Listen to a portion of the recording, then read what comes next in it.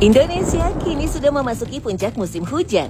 Di saat seperti ini, ada hal yang sangat mengkhawatirkan warga 62, yakni genteng bocor dan saluran air mampet. Musim penghujan kayak gini, banyak rumah warga yang gentengnya bocor. Nah, di dekat sini katanya sih ada salah satu tukang servis benerin genteng nih. Kita samperin yuk, let's go.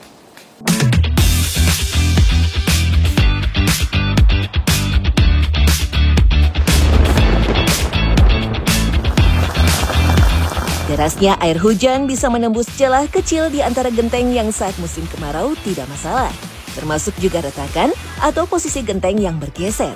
Selain itu, genteng mudah bocor karena bahannya tidak tahan cuaca, saluran air tersumbat oleh kotoran atau lumut, dan kerusakan pada material pelapis atap atau flashing. Semuanya menjadi penyebab merembesnya air hujan masuk ke dalam rumah. Ditambah lagi jika sedang terjadi angin kencang. Namun, justru kondisi inilah yang membuat para tukang kebanjiran order. Salah satunya Min, pria Parubaya, tukang memperbaiki genteng. Halo, Assalamualaikum. Pak Min, betul? Ya, betul. Ini kayaknya udah persiapan mau benerin genteng, Pak Min. Ya. Daerah mana nih mau benerin gentengnya? Kalisari. Belajar otodidak, ia sudah jadi tukang bangunan sejak 25 tahun lalu. Biasanya, Min menerima pekerjaan memperbaiki genteng rumah di sekitar Jakarta Timur. Namun, tak jarang banyak pula orderan dari daerah lain, bahkan sampai ke Depok Street Lovers. Iya, seperti itu Mas. Dengan peralatan seadanya seperti bor, obeng, mur, dan perkakas lain, Min memperbaiki kerusakan atap rumah warga, terutama genteng bocor.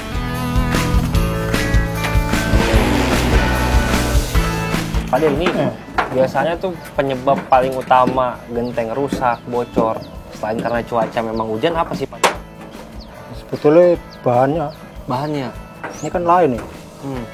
Yang aluminium ini bukan, ini kan karatan, yang lain enggak. Nah, setelah diservis atau setelah dibenerin sama Pak Adi, kira-kira jaminannya tahan berapa lama Pak Adi biasanya? Kira-kira berapa? 3 bulan nyampe? Oh, lebih. Lebih? Oh, berarti tergantung apa perekatnya berarti ya Pak Adi ya?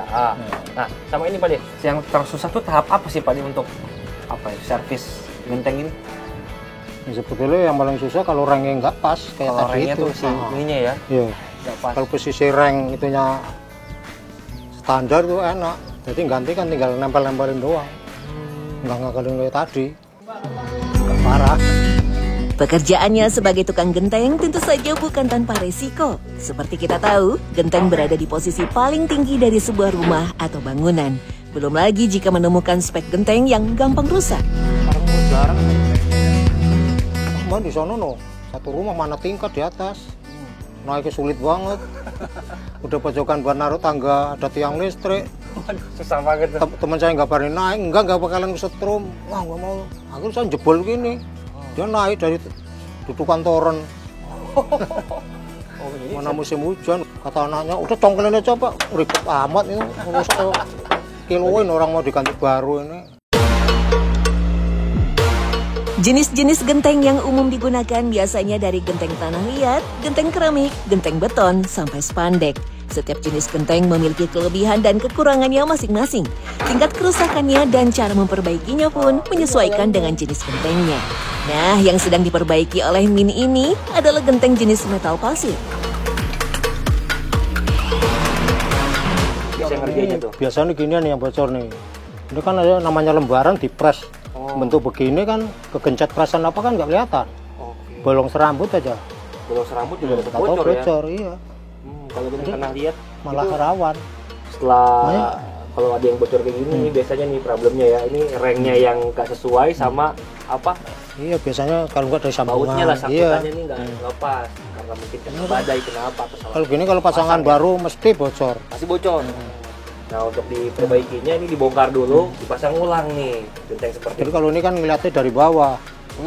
Biasanya tuh masih kalau kena sinar kan suka keterawang gitu. Biasanya bocor rambut.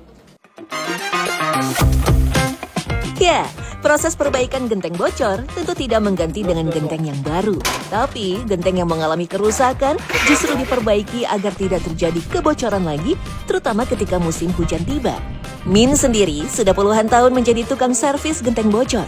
Dulunya, ia adalah kuli bangunan yang hanya mengerjakan perbaikan genteng bocor lewat panggilan telepon saja. menggunakan bocor. Biasanya bayarannya berapa sih? Pakai seratnya. Sekali benerin genteng itu bayarnya berapa sih? Kalau harian tergantung orangnya sih. Kalau istilahnya tiap hari ketemu po depan mata ya nggak tega ngasih harga. Ikhlas gak iya dong. Paling orangnya kan kok begitu sih mas, ngomong aja terus terang jadi sama-sama enak ya. Masa tiap hari ketemu ini ya paling-paling ntar nanya dari mulut ke mulut. Berapa biasanya Pak Dek? Kecuali kalau nggak kenal saya, kalau mau kenal 3,5. 3,5 kalau nggak kenal. Nggak makan. Oke. Setelah baru kenal. Itu sehari pokoknya beres gentengnya diperbaiki gitu. Pokoknya kalau hitungan sehari. Berapa lama sih Pak Dek biasanya benerin genteng satu rumah? Kalau bocor? Ya tergantung ini sih. Banyaknya ya? Banyak sama parahnya. Tak hanya profesi tukang genteng saja yang meraup cuan ketika sedang musim hujan. Ada juga penyedia jasa perbaikan saluran mampet alias tukang pipa. Penyedia jasa akan memperbaiki saluran pipa yang mampet baik di got saluran pembuangan rumah, talang air, kamar mandi, hingga wastafel. Tak hanya bagi keperluan rumah saja, penyedia jasa ini juga kerap mengerjakan saluran mampet baik di restoran ataupun pusat hiburan. Halo Bang, Assalamualaikum. Waalaikumsalam. Bersihin got nih. Iya Pak. Ini pas banget ini yang saya cari-cari nih, karena rumah saya juga mampet nih. Oh Nih, iya. Jadi apa ya, karena musim hujan banyak banget rumah kayak Betul, gitu ya. Pak. Emang Betul. sering terjadi kayak gini? Sering banget kalau untuk rumah tinggal ya, karena yang pertama kenapa bisa banjir di dalam itu karena di sininya mampet. Ada mampet ya? pasir atau kotoran kayak gini gitu. Seperti plastik yang dibawa oleh tikus atau sisa-sisa ranting pohon begitu Pak. Irlan dan Yuda sudah menjadi pembersih saluran pipa mampet sejak 3 tahun yang lalu. Berbagai permasalahan terkait mampetnya saluran pipa bisa diperbaiki. Dalam memperbaiki saluran pipa, mereka menggunakan mesin rigid dan spiral baja elastis agar dapat mengikuti jalur pipa, sehingga kotoran yang menyebabkan saluran mampet dapat dibersihkan. Tercium aroma tidak sedap di sini. Keluar semua sampah-sampahnya nih yang bikin mampet.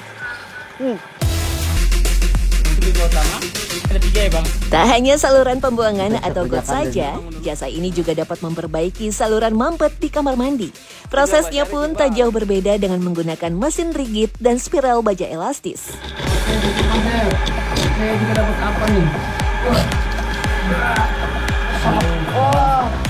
Ada sampah. Mas, ini juga salah satu yang jadi penyebab selain saluran pembuangan di luar, di got ya. Iya. Kamar mandi juga lebih sering ya ketika hujan gini ya? Sering, karena adanya air masuk dari luar nih ke dalam gitu Pak. Karena debit air got itu kan sudah tutupan si pipa ini gitu. Jadi air hujan itu bisa masuk ke dalam rumah. Nah, makanya kita coba spiral di sini. Kebetulan ini juga udah genang kan. Ini mampet juga nih ya. Mampet juga. Biasanya karena selain hujan karena apa lagi Bang? Karena kotoran tikus mungkin. Bisa juga itu bawa ya? dari luar ke dalam. Gitu.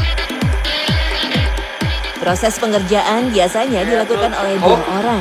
1 orang untuk memegang mesin dan 1 orang lagi untuk memasukkan baja elastis ke pipa pembuangan. Proses pengerjaan servis saluran pipa rumah bisa menghabiskan waktu 1 jam tanpa membongkar saluran pipa. Namun akan lebih lama lagi jika harus membongkar saluran. Biasanya tarif jasa ini sekitar 300 hingga 500 ribu rupiah tergantung tingkat kesulitannya.